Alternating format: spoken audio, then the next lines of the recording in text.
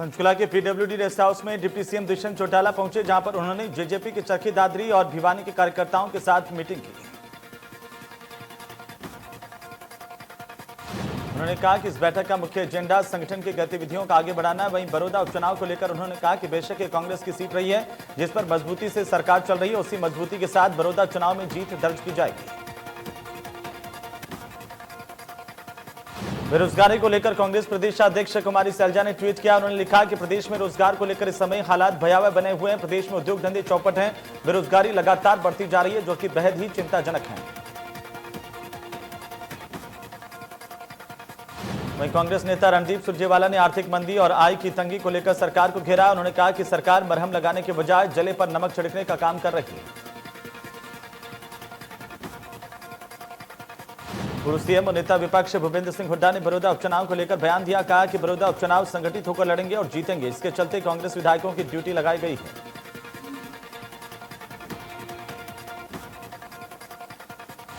भिवानी पहुंचे अभय चौटाला ने सरकार पर जमकर निशाना साधा। अभय चौटाला ने कहा कि सरकार नशा तस्करों और शराब माफिया को बढ़ावा दे रही है।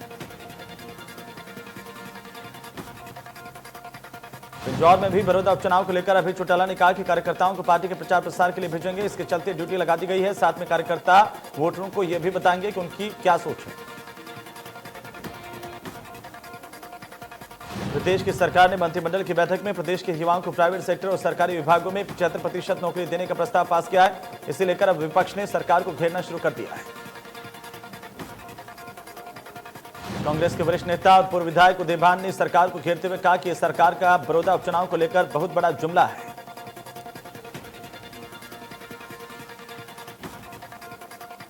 प्रदेश बीजेपी अध्यक्ष को लेकर रामविलास शर्मा ने कहा कि मुझे 2 बार पार्टी संभालने का अनुभव है। मुझे उम्मीद है कि बीजेपी संगठन सही फैसला करेगा।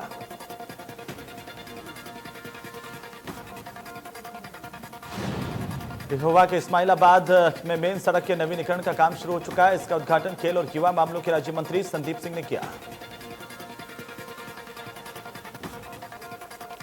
रेवाड़ी के उपायुक्त यशेंद्र सिंह को राइट्स लिमिटेड और power grid corporation of India limited ने सीएसआर कार्यक्रम के तहत एडवांस लाइफ सपोर्ट एम्बुलेंस सौंपी गई है।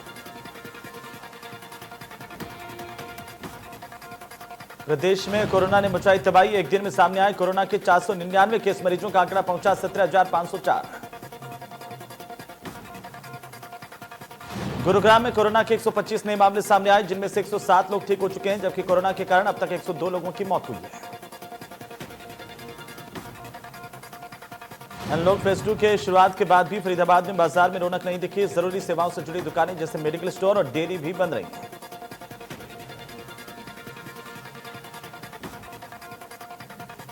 फरीदाबाद में लगातार बढ़ रहे कोरोना के मामलों को देखते हुए स्वास्थ्य विभाग ने कोरोना की जांच रिपोर्ट मरीज को घर बैठे भेजने की तैयारी कर ली है। फोन पर ही अब एसएमएस के जरिए रिपोर्ट मिलेगी।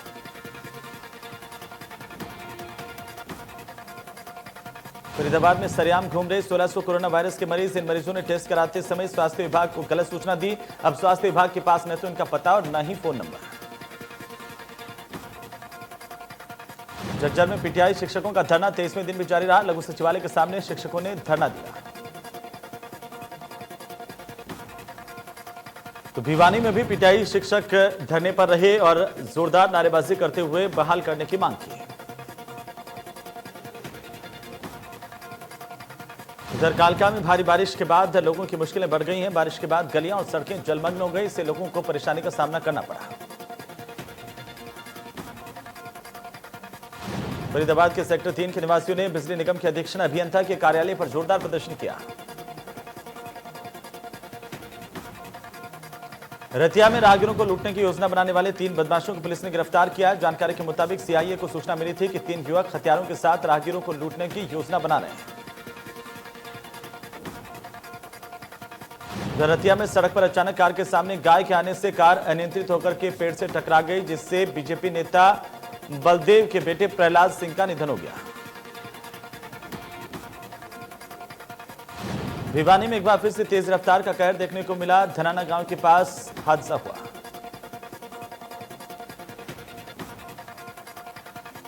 महेंद्रगढ़ में 20 साल के एक युवक की हत्या का मामला पुलिस ने सुलझा लिया। पिता और ताऊ ने बेटे से परेशान होकर युवक को मौत के घाट उतारा था।